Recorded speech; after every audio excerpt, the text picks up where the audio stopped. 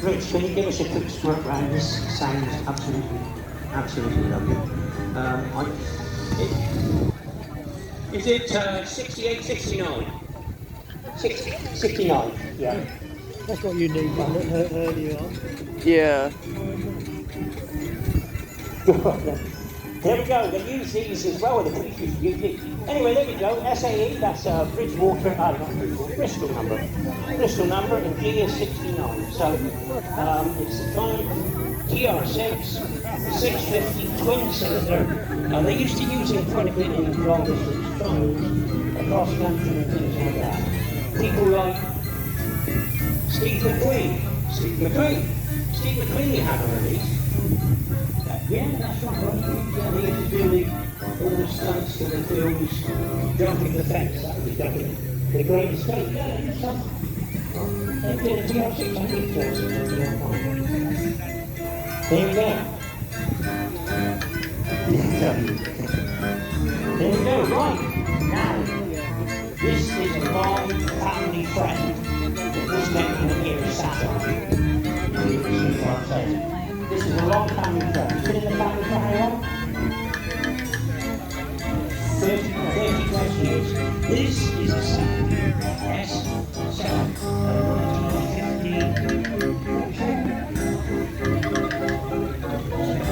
These are far ages. They were twin cylinder. Twin cylinder inline twin. It's like shaft drive, way ahead of its time. That actually is 1963. It's Steve's paint job on that as well. He made a crappy job of paint on that.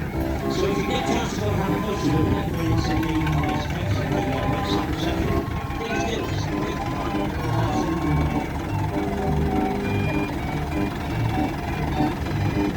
Well, the cracking Steve that is. And all weekend running around the water. And that's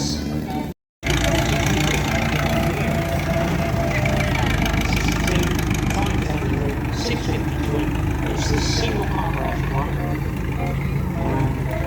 Nice little early.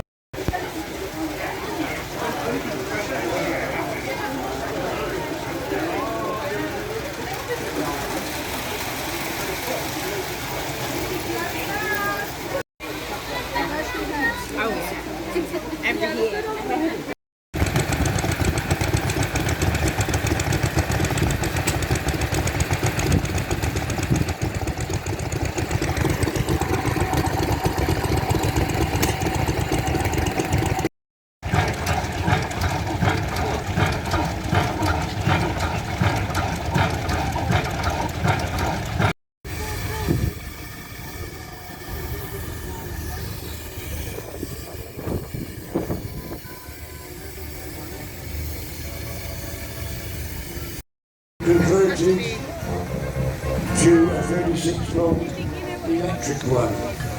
It could be returned to steam after plugging a few holes in the boiler. So at the moment that's running on electric power. Elsewhere, here comes Comet. It's number 24, one we're rather familiar with the steam line. This was produced in 2011 as a drone locomotive going to a 4-inch scaling. One of a pair built by the owner over a period of 15 years. What more can you tell me, Richard? Obviously that's more like the build time for a lot of these things, 15 years. But in McLaren, you really look at these, and very good engines they were too.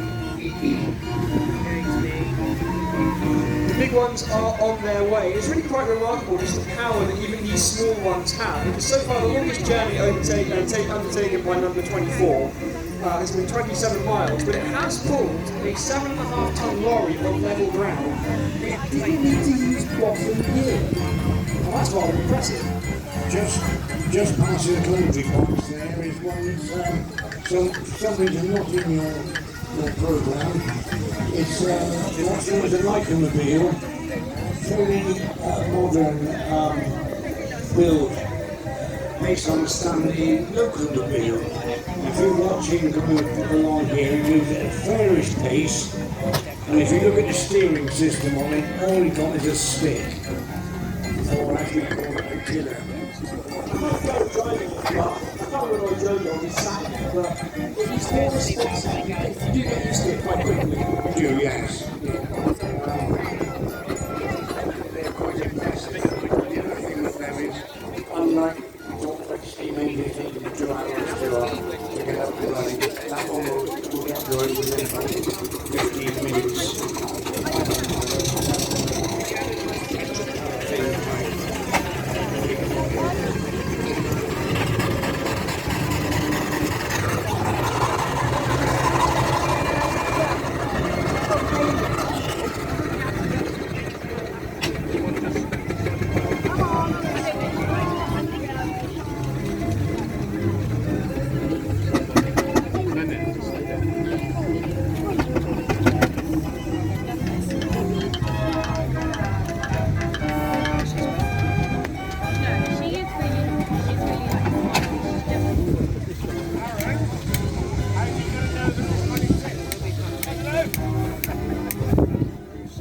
Marvellous turn of speed on that Lycomobile.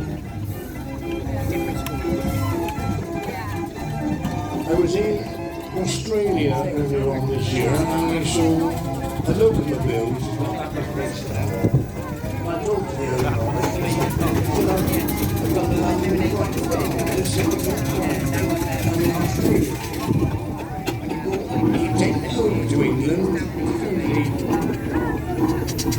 done the right run, and then take back to Australia there afterwards. It was amazing. This actually did, but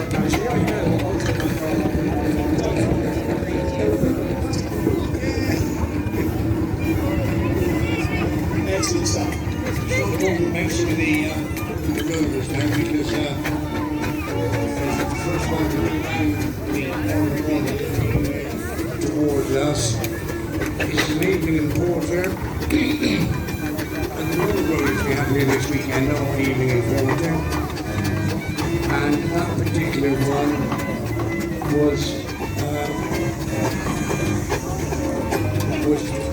new to the Edison Rolling Company in the mid-1920s. The Edison Rolling Company were a big firm of rolling contractors based in Dorchester, although that engine was actually based out in, I think, Bradford in Lincolnshire. That is a piston valve engine, and it's a compound owned by the Swarfield family from Crookhern. That was sold in the Phillipsford reduction sale about 10-15 years ago, and that's where it was purchased. Following on, I would say something completely different, although this particular engine did leave for factory originally in the form of a roller, and has since been converted to this Sherman specification. it just goes to show, really, all the steam engine in really is a boiler with an engine on top, and they just make different varieties of them. That one there in the shoulders configuration, notice a dyno on the front. That's for driving showground rides, etc. And I think if you hang around this evening, it will be there in the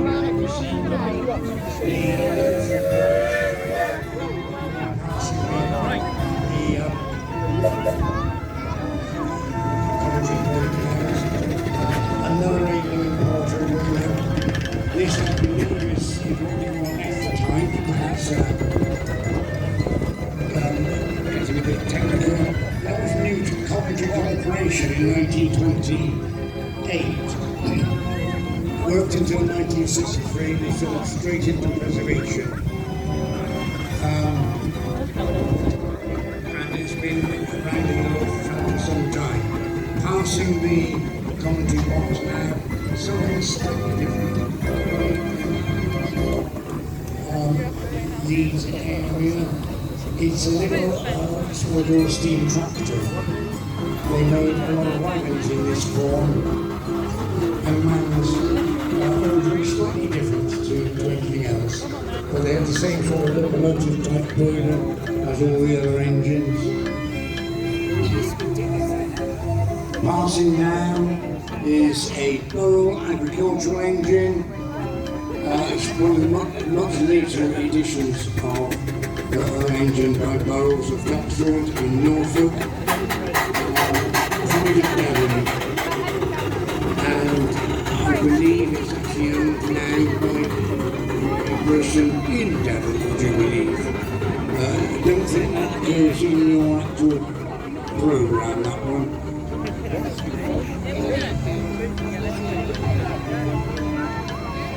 What about this roller here, Richard? Oh, I know this one quite well. This is actually my own engine. Again, Evening and Porter. 1905 this one was built. And I do have a tax disc at home from 1963, which is the last year it was actually untaxed. So it worked for nearly 50 years, which is something that you don't get these days. You will see on the front it says number 123. It was owned by Buncombe's of Highbridge, and number 123 was the fleet number it carried for Buncombe's. Also, if you look at the front rolls closely, there's it's cast in, it says cast by Easton and Johnson at Taunton, and we believe that the original rolls were worn out, and Buncombe's got Easton and Johnson to cast up some new ones. Interesting little engine, or not little, interesting engine passing the Coventry box now. Again, it's a Burrell agricultural. This is what they call a single crank compound, again getting a bit technical, but it's a compound engine owned by Matt and Lisa Hurd from Western Zoyland. That engine was originally purchased by Matt's great-grandfather, who actually owned a pub in Western Zoyland.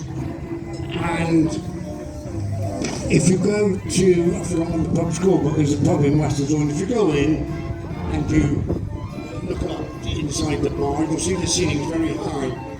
And they used to keep the threshing machine that they put behind that in what is now the bar in the pub in Western Zoyland. We just missed the Canadian case going past. As I said earlier, it was actually produced in America. It worked in Canada for most of its working life. And in 2005 it moved to Germany. And in 2018 it was brought back to the UK to be her new home. And this is the first year she has been seen at rallies in this country. Also, got a job to keep up here though. Wallace and Stevens agricultural engine has just passed us for Balius. That's owned by the whole Western Zoyland. and just past the ignition, and on the back of it was a scarifier, which was actually used to dig up the roads before they designed for stone roads, not for tarmac roads, obviously. And they used the scarifier to loosen the surface and the road to roll it flat again. Old tin. I like old tin. Old tin's gorgeous. Look at this. We saw earlier a 6-inch edition of a crane engine, a Borough crane engine. Here is the full-size edition, and if you put the two alongside each other, you can see the difference in size.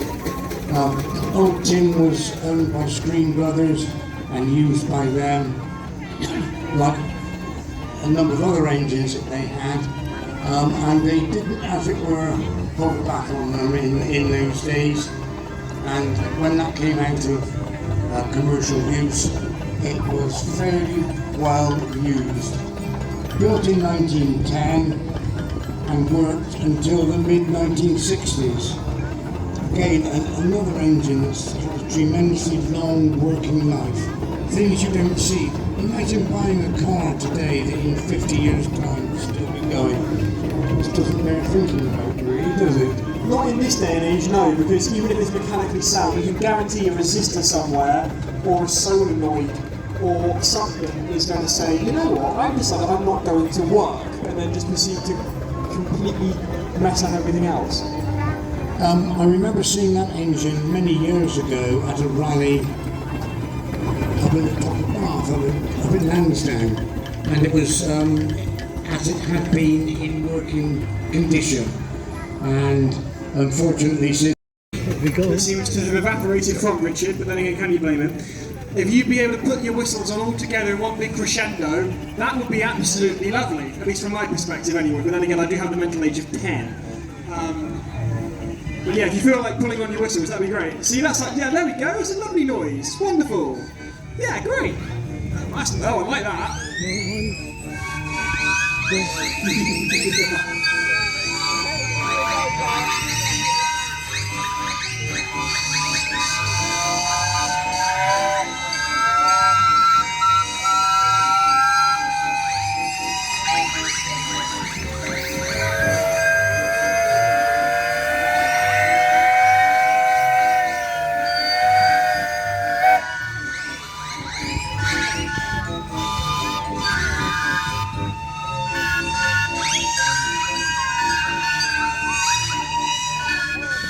Round of applause for our orchestra of steam there, everybody. That sounded gorgeous.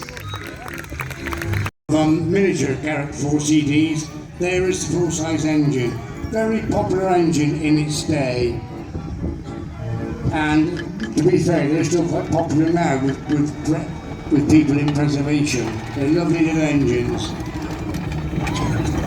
And because he's got the arena to himself, he can go round at a reasonable pace.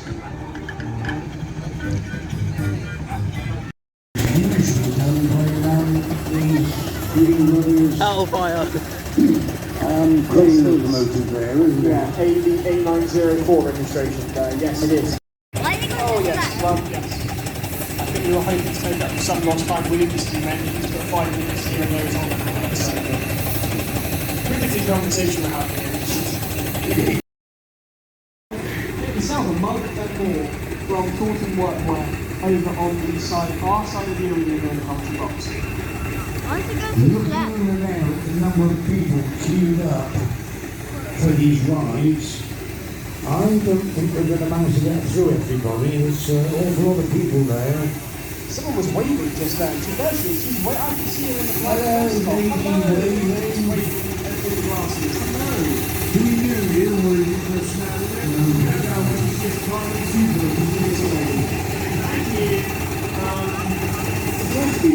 Other kind gestures given to us. Someone else is waving at us as well over there. We'll take a wave, won't we, Richard? We like a good wave. Nice to meet you out there. Meanwhile, queue up to the right. Side the right hand knees up now. Yeah, yes we are. Wait, somebody.